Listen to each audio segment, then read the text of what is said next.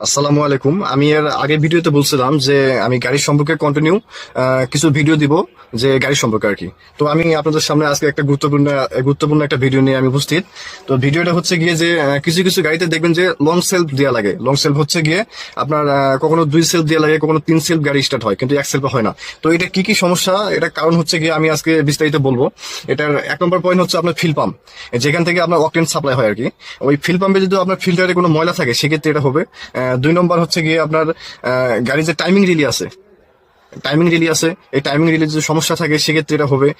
3 নম্বর হচ্ছে আপনার যে কয়েল আছে, কয়েলের যে সামনে যে রাবার আছে, এই রাবারটা যদি আপনার হচ্ছে গিয়ে যদি কারেন্ট চুরি করে রাবারটা যদি ফেটে যায় সেক্ষেত্রে লং সেলফ দেওয়া লাগবে। 4 নম্বর হচ্ছে আপনার যে প্লাগ আছে, প্লাগে যদি ময়লা থাকে সেক্ষেত্রে এটা হবে।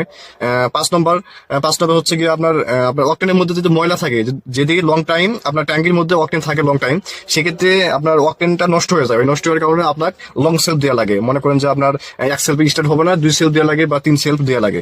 তো এই হচ্ছে মূলত কারণ, এবং আপনাদেরকে আমি প্র্যাকটিক্যালি এখন দেখাবো। তো যেগুলা কথা বললাম এগুলা কোনটা কোনটা অনেকে বলছি বুঝতে পারে নাই, বা দেখা গেছে যে দেখলে চিনতে পারবে এরকম।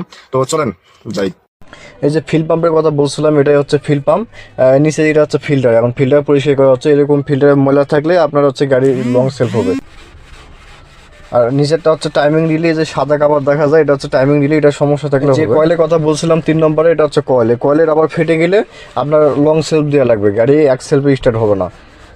এরপরে হচ্ছে এই যে ফ্লাগ, এই যে ফ্লাগের মধ্যে এরকম ময়লা থাকলে এরকম সমস্যা দেখা দিবে। আশা করি যে আপনারা বুঝতে পারছেন।